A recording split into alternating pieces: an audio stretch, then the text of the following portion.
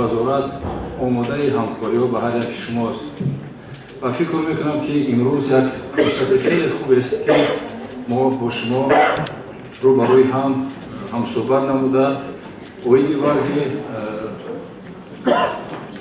соҳаи тандурустӣ ва ҳифзи иҷтимоии кишварро таҳлил ва баррасӣ намуда барои бартараф намудани мушкилот ва камбудиҳои ҷойдошта фикру андешаҳои худро баён менамоем ва ман боварӣ дорам ки дар доираи ҳамкориҳои созандагӣ ҳамдигарфаҳмӣ мо метавонем дар самти соҳаи тандурустӣ саҳми арзандаи хешро гузорем. Масъалаи кадри чигуна аст, махсусан дар шаҳру ноҳияҳо чӣ қадар талибон намерасанд ва ҳамасолат чанд донишгоҳи олӣ ва ниёдаи касбии соҳаи тиббиро хатм менамоянд ва оё аз ҷониби вазорат рафти таҳсилот назорат карда мешавад ё на? ва суоли дигари мо дар мавриди он аст ки хоб дар 6 моҳи соли аввалон нисбати чанд нафар табиб барои ҳукумино ва дигар самто ҷавобгарии маъмурӣ ва ҷиноятӣ татбиқ карда шуданд. ба муоҷирати меҳнатӣ рафтани табибон амира қайд кардани ҳастам ки агар оморҳои соли 2022 ва 2023 мо биёрем, дар соли 2020 зиёда аз 548 табиб ва 1187 корманди миёнаи тиб ва муоҷирати меҳнатӣ ба Федератсияи Россия сафар доштанд ва дар 6 моҳи соли 2023 бошад 70 табиб, 343 ҳамшираи тиб ва дар ҳамин сол 72 табиб ва 51 ҳамшираи тиб аз дигар давлатҳо омада имрӯз фаъолияти худро дар ҷумҳурӣ давом дода истоданд. Масъалаи дигар масъалаи тайёр кардани кадрҳо, масъалаи кадрӣ бошад. Имрӯз дар ҷумҳурӣ дар умум 2298 табибон ва 575 ҳамшираи тиб намерасад. Агар мо шаҳр вилоятҳо агар назар афканем, имрӯз дар шаҳри Душанбе 49 табиб, 35 ҳамшираи тиб, дар вилояти Сух, дар вилояти Хатлон 788 табиб, ҳамшираи тиб аллакай норасоии ҳалли худро ёфтааст. Дар вилояти Сух бошад 579 табиб, 54 ҳамшираи тиб, шаҳри ноҳияи тобии ҷумҳур 412 табиб, 219 ҳамшираи тиб, дар муассисаҳои хусусӣ 149 табиб, 67 ҳамшира ва дигар вазорати идораҳо бошад, дар умум 153 табиб ва 105 ҳамшираи тиб. Ҳамин хел имрӯз дар ҷумҳурии Тоҷикистон дар 6 моҳаи соли 2023 1298 табиб, 575 ҳамшираи тиб намерасад. оиди тайёр кардани мутахассисон дар донишгоҳи давлатии тиббӣ айни замон дар ҳамин соли таҳсилии соли 2023 аз донишгоҳи давлатии тиббӣ 1639 донишҷӯ хатм кард, аз донишгоҳи давлатии Хатлон 366 нафар, донишгоҳи миллӣ бошад 344 нафар, дар умум 2349 нафар донишгоҳи олии соҳаи тандурустиро хатм карданд. ҳамиро қайд кардани ҳастам ки баъди хатми донишгоҳи давлатии тиббӣ, донишгоҳҳои олии тиббӣ онҳо дар роҳхат гирифта дар интернатура ва клиническая ординатура роҳхат гирифтанд ва аз ҳисоби донишҷӯе ки таҳсили соли 2021-ро хатм карданд, баъди хатми интернатура 505 нафара мо ба кор таъмин кардем, 34 нафар баъди хатми ординатураи клиникӣ ва аз ҳисоби хатмкунандагони шартномаҳо бошад 211 нафар ба кор таъмин карда шуд. ва имрӯз дар донишгоҳи давлатии тиббӣ зиёда аз 20098 донишҷӯ, дар коллеҷҳои тиббӣ бошад 61621 нафар таҳсил мекунад ки ман фикр мекунам ки солҳои наздик ба пуррагии проблемаи норасоии кадру ҳам табибон ҳам ҳамшираи тиб дар ҷумҳурӣ ҳалли худро меёбад. имрӯз дар донишгоҳҳо чиқадар ки шумо медонед 70-80% онҳо бо шартномавӣ таҳсил мекунанд. дар вақти таҳсилот ӯ норасоии кадрие ки имрӯз дар ҷумҳурии Тоҷикистон ҳаст, мутахассис ихтисосҳое ки дар ҷумҳурӣ ҳаст, мутаассифона бисёр аз хатмкунандагони донишгоҳҳои олӣ ҳамон хатҳои ихтисосҳое ки имрӯз дар ҷумҳурӣ намерасад интихоб намекунанд. ба монанди мутахассисони соҳаи наркология, соҳаи рентген, психиатрия, тибби оилавӣ, мо ҳамин соли ҷорӣ дар донишгоҳи давлатии тиббӣ дар байни 1639 хатмкунанда мо як вохӯрӣ доштем дар вақти тақсимот ки кадом ихтисосот дар ҷумҳурии Тоҷикистон намерасад. ҳамунҷо савол додем ки кӣ мехоҳад ки ихтисоси тибби оилавӣ гирад. дар умум 5 нафар даст бардошт, ё ки дар соҳаи наркология, дар соҳаи психиатрия. аммо ӯ хатмкунандагоне ки ба таври шартномавӣ донишгоҳро хатм мекунанд, яъне ҳуқуқи маҷбур кардани интихоби ихтисос надорем. аз ҳамин хотир баъзе ҳолатҳо проблема мешавад. ман фикр мекунам ки мо айни замон вазорати тандурустӣ бо мақомотҳои шаҳру ноҳиё мо ҳамсӯҳбат будем ки дар вақти пеш аз тақсимоти донишҷӯён бояд ва ё падару модари онҳо қадиғофорӣ кунанд ӯ ихтисосҳое ки дар ҳамон ноҳия намерасад ба фарзандои худшон тавсия диҳанд ки ҳамин ихтисосҳоро гирифта омада дар ҳамон минтақаҳои ҷои зист барои мардум хизмат кунад. дар 6 моҳи соли 2023 аз тарафи мақомотҳои қудратӣ ба кормандони соҳаи тандурустӣ 63 корҳои ҷиноятӣ аз тарафи 41 нафар ки нисбат ба соли пешин камтар. ҳуқуқвайронкуниҳои маъмурӣ бошад 117, дар соли гузашта 159 ададро ташкил мекунад. ман фикр мекунам ки зина ба зина ин проблемаҳо дар соҳаи тандурустӣ ҳалли худро меёбад. аз он ҷумла агар мо ба он шикоятҳои шаҳрвандоне ки имрӯз ба вазорати тандурустӣ шикоят мекунанд, ҳам шифоӣ ҳам хатӣ ирсол мекунанд, агар дар соли 2023 44 ҳолат бошад, дар соли 2022 75 ҳолат буд. аз он гувоҳӣ медиҳад ки проблемаи шикояти яки шаҳрвандон оиди хизматрасонӣ, оиди муоширати кормандони соҳаи тандурустӣ коҳиш ёфта истодааст. фаъолият мекунанд ва чӣ қадари онҳо дар ҷойҳои ғайр қарор доранд, яъне дар мактабу вагонҳо. ва умуман мехостам дар бораи теъдоди муассисаҳои хусусӣ бифаҳмам. ва суоли дигар ин аст ки барои чанд рӯз таваллудхонаи Истиқлол ва таваллудхонаи рақами 2 баста шуд ва инҷо манбаъҳо иброз доштанд ки гӯё сабаби баста шудани онҳо фавти зиёди модару кӯдак мебошад. ва умуман мехостам бифаҳмам ки дар 6 моҳаи ҷорӣ, яъне ки фавти модару кӯдак чӣ қадар ташкил медиҳад. соҳаи тандурустӣ фаъолият мекунад ки аз онҳо 1982 муассисаи кӯмаки оилаи тиббӣ дар умум дар ҷумҳури 44 маркази саломатии шаҳрӣ, 51 маркази саломатии ноҳиявӣ, 890 маркази саломатии деҳот ва 1788 бунгоҳои тиббӣ фаъолият мекунад. дар умум аз ин 375 муассисаҳои госпиталӣ, 635 муассисаҳои махсус гардонида шуда. айни замон муассисаҳое ки таъмирталаб аст дар ҷумҳури аз ҳамин 5116 243 муассиса таъмирталаб буда, 133 муассисаи дигар дар дигар биноҳо, аз он ҷумла дар хона, дар мактаб, дар ҳолати садамавӣ дар дигар бино ҷойгоҳ. хусусан аз ҳамин 133 муассисае ки яъне дар ҷойҳои ғайри муқаррарӣ аст, аз ҳамин 28 дар биноҳои ғайри муқаррарӣ фаъолият мекунад ки ман фикр мекунам ки фақат дар 6 моҳи соли 2022 дар умум дар муассисаи соҳаи тандурустӣ 36 муассисаи нав сохта шуданд, 122 муассисаи дигар сохтмон идома дорад ва 118 муассиса таъмир карда шуда, дар 137 муассисаи дигар таъмир давом дорад. фикр мекунам ки агар мо бо ҳамин суръат фаъолият кунем оиди бартараф кардани камбудӣ дар соҳа, солҳои наздик тамоми муассисаҳое ки дар ҷойҳои ғайри муқаррарӣ фаъолият доранд, яъне ҳалли хушаи проблема меёбад. масъалаи дигар, масъалаи дар бораи чиқаре ки шумо қайд кардем, бастани таваллудхона ва инро қайд кардани ҳастам ки агар мо ба фавти модарӣ назар афканем, нисбат ба соли 2022 фавти модар коҳиш ёфтааст. агар дар 6 моҳи соли 2023 30 нафар фавти модар бошад, дар соли аллакай дар 6 моҳи соли 2023 теъдоди онҳо ба 28. сабаби асосӣ хай ман гуфта намегзарам ва яъне муаққатан фаъолият накардани муассисаҳои Истиқлол ва парваришгоҳ ин вобастагӣ ба фавти модарӣ надорад. ин вобастагӣ ба он дорад ки ҳар сола ҳамин муассисаҳо бояд яъне санабработка мегем муаққатан барои пешгирии оризаҳо дар таваллудхона, ҳолатҳои беҳдоштӣ, таъмир ва ҳолатҳои дезинфексия санабработка мегзарад, бу ба фаъолият шурӯъ мекард. айни замон таваллудхонаи беморхонаи Истиқлол ва парваришгоҳ аллакай ба фаъолият шурӯъ кард. ин вобастагӣ ба фавти модар надорад.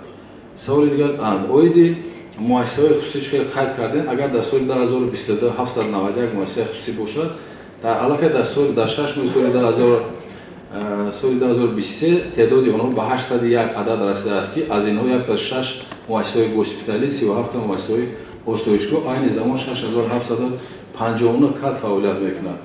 дар муассисаи госпиталӣ 2870 ва дар осоиштгоҳ 3888 фаъолият мекунад. Фаъолияти муассисаҳои хусусӣ ҳамарӯза таҳти назорати вазорати тандрустӣ аст. Дар нақшаи хадамоти фаъолияти тиббӣ ҳарсола санҷиш карда мешавад. Агар мо хизматрасонӣ ба шаҳрвандони ҷумҳурии Тоҷикистон ро гирем, фақат дар 6 моҳи соли 2022 зиёда аз 37606 муроҷиат, яъне бистарӣ дар муассисаҳои хусусӣ аст. 5686 ҷарроҳӣ, 14 фавтҳо бо иштироки мутахассисон, сармутахассисон вазорати тандрустӣ муҳокима карда мешавад. Постоянно просят деньги на операцию детям со сложными сердечными патологиями, в частности, почти все с тетрадефаллом. Есть ли у Минздрава какие-то квоты на проведение подобных операций в Душанбе или же отослать детей куда-то в ближнее или дальнее зарубежье? Это первый вопрос. Второй вопрос. Как обстоит дело сейчас с семьей из Асфары, благодаря которым они были госпитализированы и проходят лечение? И третий вопрос. В вашем пресс-релизе ничего не было сказано о ВИЧ-СПИДе, о больных ВИЧ-СПИДом, сколько их за первое полугодие, сравнение с прошлым годом, состав по гендерному признаку и возрастной, если можно, пожалуйста. Спасибо. Государство для лечения больных выделяется ежегодно количество средств увеличивается. Вот в этом году было выделено 800 тысяч для лечения малоимущих семей. А что касается по поводу врожденных заболеваний, в настоящее время у нас в республике в диспансерном учете имеется 14 609 детей с врожденной патологией, из них 4370 с патологией сердца. И ежегодно проводится оперативное вмешательство. Хочу отметить, что вот за 6 месяцев 2023 года было оперировано 1803 открытия операций для взрослых и детьми, а также было проведено 1594 ангиография и 1033 стендирования. Так что вот по поводу лечения малоимущих семей со стороны государства выделяется определенную сумму, и, естественно, они еженедельно они обращаются в Минздрав, и Минздрав оказывает помощь. Иногда некоторым детям проводят оперативное вмешательство в бесплатной основе. Второй вопрос касательно ВИЧ-СПИДа, да, вы сказали? Семья из Асфары. Что касается семей Асфары, действительно, по поручению руководства Министерства здравоохранения эти дети трижды даже были переведены в республиканские учреждения, было проведено обследование. Результат обследования показало, что у них имеется коагулопатия, токсическая коагулопатия, неясная этиология. Что касается лечения, это они постоянно находятся под наблюдением специалистов, гематологов, и они постоянно получают, периодически они получают плазмотрансфузия и витамин К. Это для полного излечения этих больных нужно время. И по поводу этой патологии даже у нас была онлайн консультация со специалистами Узбекистана, Ирана и Российской Федерации. Те диагнозы, которые ставили наши специалисты, они подтверждали, и в таком плане они рекомендовали продолжать наблюдение и лечение этих детей. А третий по поводу ВИЧ-инфекции. В настоящее время у нас в республике имеется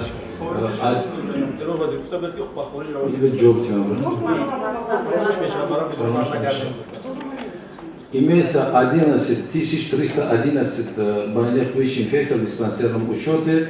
А в период за 6 месяцев 2023 года нам было проведено 479 тысяч исследований населения Республики Таджикистан для выявления ВИЧ-инфекции. И результаты наших исследований показало, что мы выявили 587 случаев ВИЧ-инфекции, и по сравнению с 2022 года 29 случаев стало больше.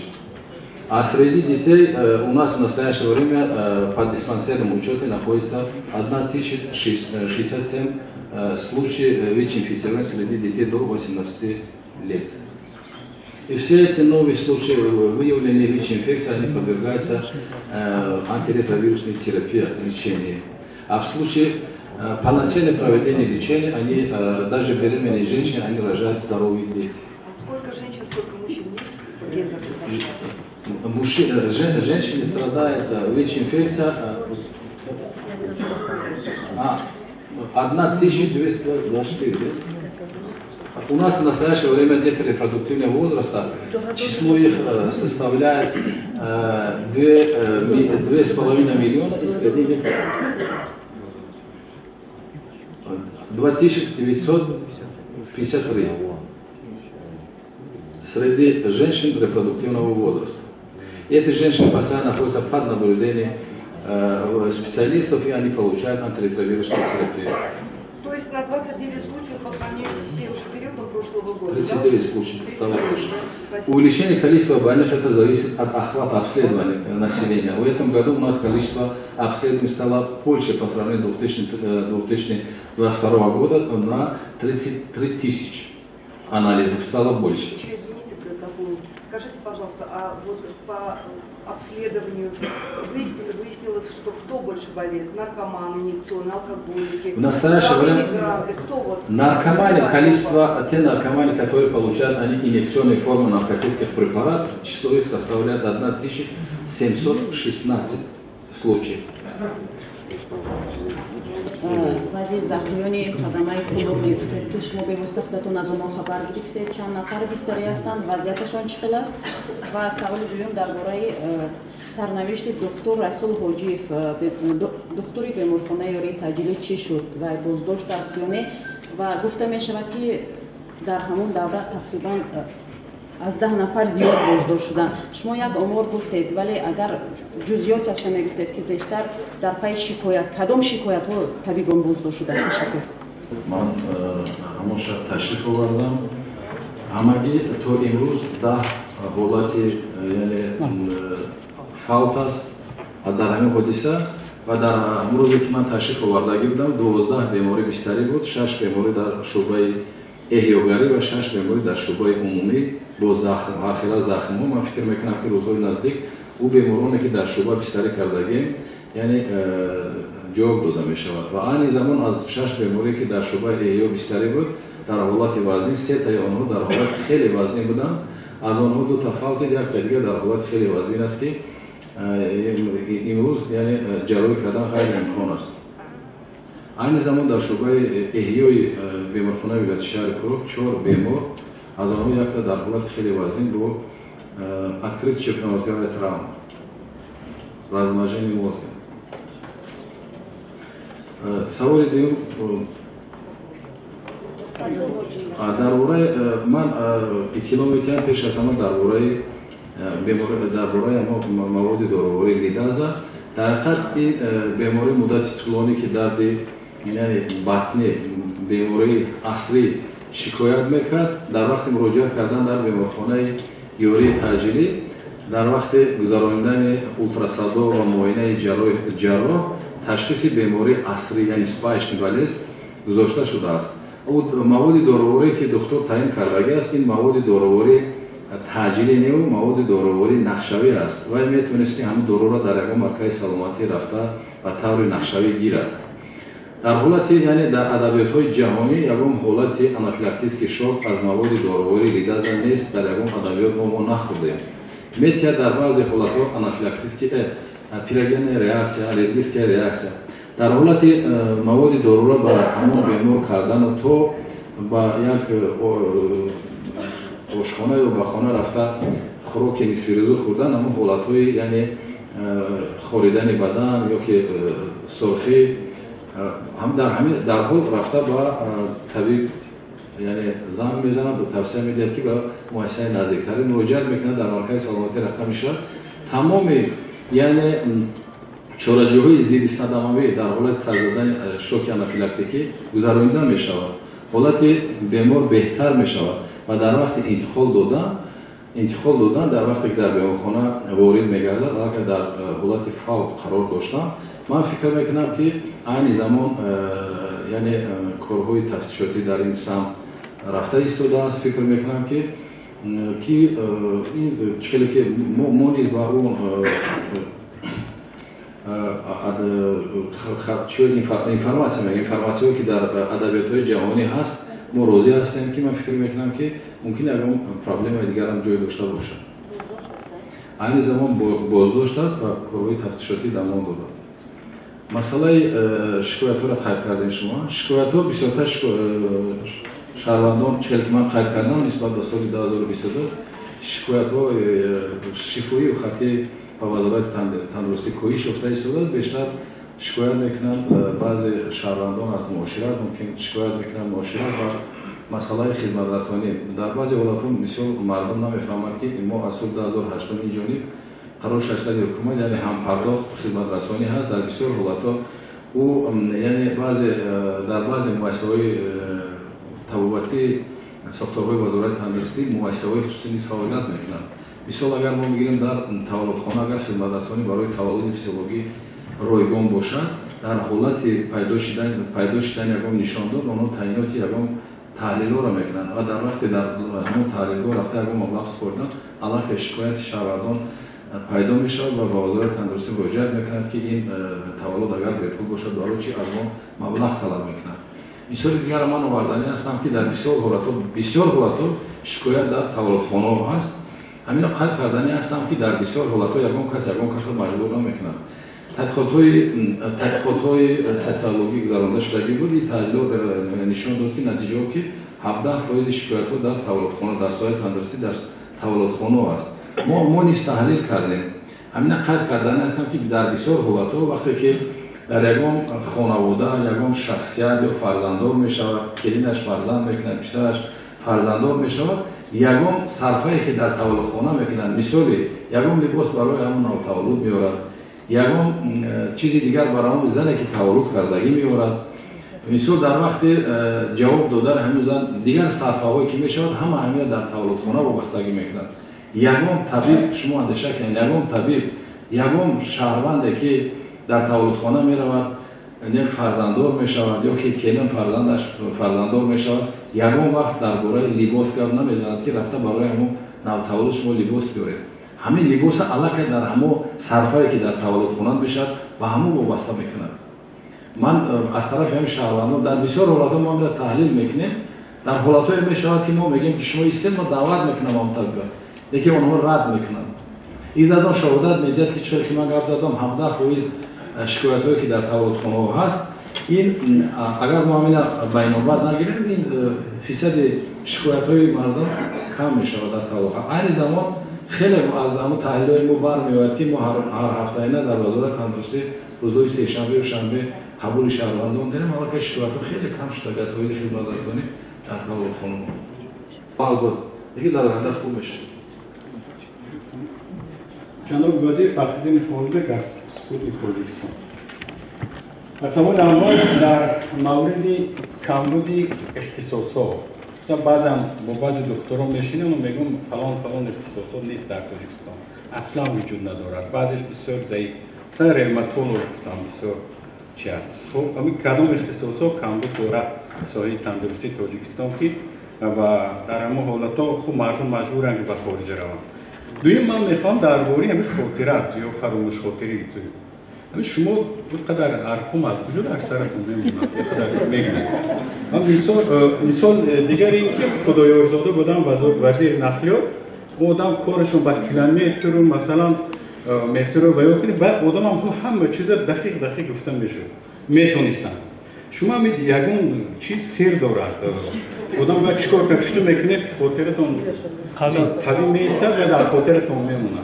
اگر با مسئله که ما هم کار کنیم خاطرام خوب باشد. نوراسایی طبیبای رئماتولوژ نوراسایی خیلی زیاد نیست. اگر خطا نکنم در جمهوری اگر 160 تا گویی کاری باشه ممکن 110 تا نوراسایی هست، لیکن یک اختصاصی هست که یعنی اختصاصی هست که خواهشمند خیلی زیاد است. فکر میکنم که پرابلم جدی نیست و همون طبیبایی که امروز با مهاجرت مهنت میرن اکثریت همین در دیگر دولت‌ها نیز همین اختصاصا نمیرسد. اختصاص پیش از همه طبیبای دکترای اویلری، تراپیست، کاردیولوژ، رئماتولوژ، اکوشر گینکولوژ همین اختصاصا. جناب وزیر منظور من این نیست. منظور من اختصاصایی که اصلا وجود ندارند. امروز در جمهوری تاجیکستان اختصاصی که وجود ندارد نیست خیلی هست با نوراسایی است. من چیزی که قید کردم نارکولوژ، پسیکیاتر هست، نه که در هر یک ناحیه هست. ما در هر یک ناحیه که امروز یعنی تشریف میاریم سنجش میکنیم ساحه تندرستی را همون رو برای مؤسسه در خیلی در بسیار وقتا جوانان هم خیلی زیاد است таҷрибаи баъзи онҳо нест ки агар дар муассиса ман мисол меорам ки давраҳое ки ҷанги шаҳрвандӣ буд дар муассисае ки мо фаъолият мекардем ҷарроҳ буд як рӯз дар шӯъбаи ҷарроҳии навбатдорӣ мекард як рӯз дигар дар шӯъбаи рентген рафта такмили ихтисос мегузашт як рӯз дар инҷа як рӯз дар оҷа навбатдорӣ як рӯз рӯбарӯ небуд баъзе мешуд ки баъди ду рӯз рафта дар оҷа навбатдорӣ мо ҳамин хеле дар баъзе шаҳр ноҳияҳои дурдасте ки имрӯз баъзе аз мутахассисон намерасанд мисол дар баъзе аз ноҳия берем ки мегӯям ки имрӯз мо табиби ултрасадо надорем мо метавонем ки аз ҳисоби ҷарроҳ ё ки дигар мутахассис омада такмили ихтисос гузашта то пайдо шудани мутахассис фаъолият кунад барои мардум хизмат кунад яъне проблема нашавад дар ноҳия оиди набудани мутахассис дар ҷумҳурӣ ягон намуди мутахассис и хеле ҳолатҳо нест масъалае ки саволе ки тӯи шумо додем ман фикр мекунам ки аз мавзӯъ берун аст ягон саволи тиббӣ аст ҳатман худтон ягон нигоҳӣ метавонед хошара конед нигоҳӣ мекунам вақте ки дар ягон чи таваҷҷӯҳ мекунам ба диққат мехонам ҳамин аст тамом хурдан ягон чи диққат як чизи хос хурдан як ҳисси баланд шуда мехонам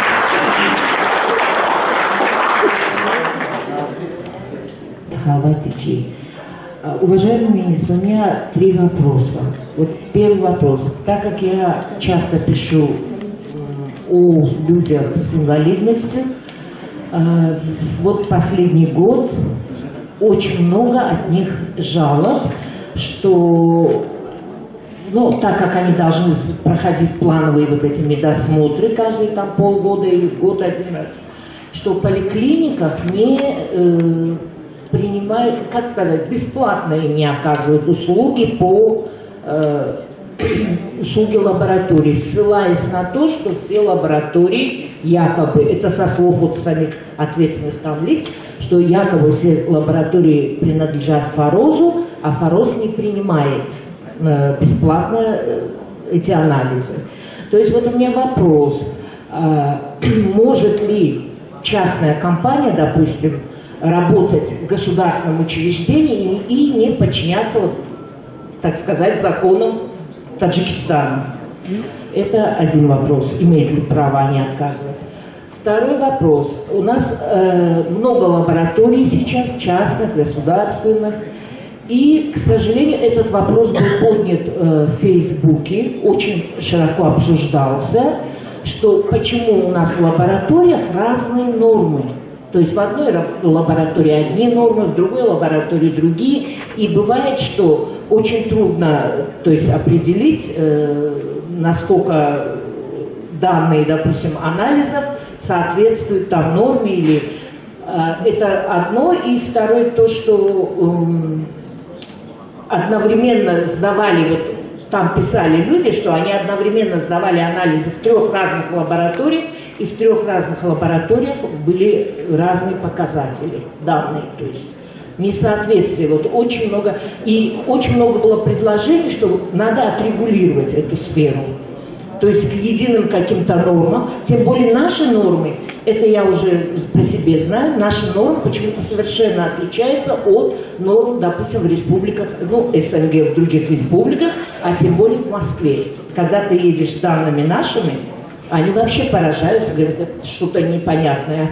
Поэтому хотелось бы, чтобы все-таки наши люди могли использовать эти данные наших лабораторий и за пределами страны. И третий вопрос. У нас нейрохирургия вроде развита. Очень издавна у нас были хорошие нейрохирурги. Есть пациенты, как говорится, делают сложные операции. Но этот вопрос я тоже поднимала очень давно в мединституте. У нас нет в стране нейроэндокринологов. То есть люди, которые перенесли сложные операции на головной мозг, обязательно должны быть на учете у нейроэндокринологов, которых, к сожалению, в республике нет. Это я тоже не понаслышке. Есть ли какие-то попытки подготовить? Все-таки 30 лет уже прошло. В принципе, эта специальность очень редкая даже в Москве. Там на всю Москву, например, 3 специалиста по краниофарингеомам были, и они очень дефицитны на самом деле. По поводу инвалидности, вот когда я хочу коротко ответить на ваши вопросы. Первый по поводу, вот, когда истекает срок инвалидности, они должны все анализы сдавать платно, именно в платном основе. Истекает до определения категории инвалидности. Первый вопрос, вот ответ по поводу первого вопроса. Что касается жалобы инвалидов, в основном они обращаются к Министерству здравоохранения с жалобами. Некоторые из них желают изменить категорию инвалидности. Они хотят, чтобы из третьей категории перевели на второй, из второй на первую категорию. Это решает только комиссия при ВТЭКе. Вот по этому поводу основном они жалуются. И следующий вопрос по поводу нейрохирургии. Почему у нас в Республике Таджикистан? Они жалуются, что не принимают инвалидность, есть. Даже в онкологии лежат. У нас в Министерстве здравоохранения жалобы по поводу того, что они не принимают инвалидов в бесплатной основе, я имею в виду анализы или лечение, не было у нас, не поступали такие жалобы. Но иногда у нас возникают такие проблемы в некоторых частных учреждениях. А частные учреждения, они не должны оказать бесплатную помощь инвалидам. Вот, допустим, лаборатория биоточки, которая имеется внутри государственных учреждений, они работают согласно закону 600 это вот, Харор Хукмата Республики. Они оказывают бесплатную помощь тем лицам, которые имеют право на бесплатное обслуживание. И следующий вопрос по поводу нейрохирургии. Почему у нас в Республике Таджикистан нет специальности нейроэндокринолога? И в настоящее время у нас в Республике даже развита нейрохирургия. Все почти эндокринные операции нейрохирургические, они делаются наши эндохирурги. Даже они внедрили применение современных технологий в лечении, по поводу лечения нейроэндокринных заболеваний. Я надеюсь, что у нас в плане Министерства здравоохранения имеется создание центра по нейрохирургии. А что касается специалистов по нейроэндокринологии, эта проблема решается. И в настоящее время после оперативных вмешательств по поводу нейроэндокринных заболеваний они находятся под наблюдением нейрохирургов и эндокринологов. Ответили на все вопросы?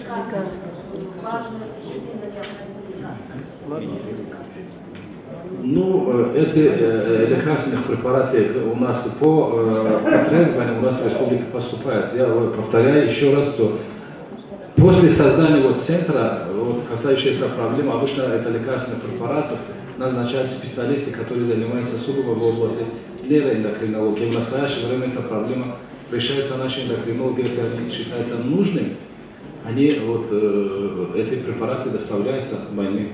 Иногда к нам обращаются больные по поводу тех лекарств, которые не имеются у нас в республике, и с помощью Министерства здравоохранения и некоторых управлениях эти лекарства доставляются из других регионов республики нашим больным. Я надеюсь, что эта проблема решается. А по поводу лаборатории, разные результаты анализа, потому что у нас имеются различные единицы. Некоторые лаборатории они определяются по одной единице, другой лаборатории. А у нас в республике имеется референс-лаборатория, это означает, что справочная лаборатория. И согласно правилам работы лаборатории, они должны ежемесячно проводить внутрилабораторный контроль качества и межлабораторный контроль качества. Руководство лаборатории они должны для определения достоверности анализов, анализ надо отправить в референс-лабораторию для определения достоверности. И у нас в настоящее время эти работы делаются, эти мероприятия проводятся у нас в республике. А в основном, почему они отличаются? Потому что имеются разные единицы. Вот некоторые лаборатории, они определяются по-другому, а другой лаборатория по другой единице. نشستی مطبوعاتی به هر یک شما برای فعالان اشتراک کردن در همین نشست مطبوعاتی وزارت تندرستی و این جنبه فعالیت وزارت مینداری کلی کارمندان اشتراک تندرستی را اظهار میکنم و همه شما سلامتی، سربلندی، خانوادگی تمنا میکنم.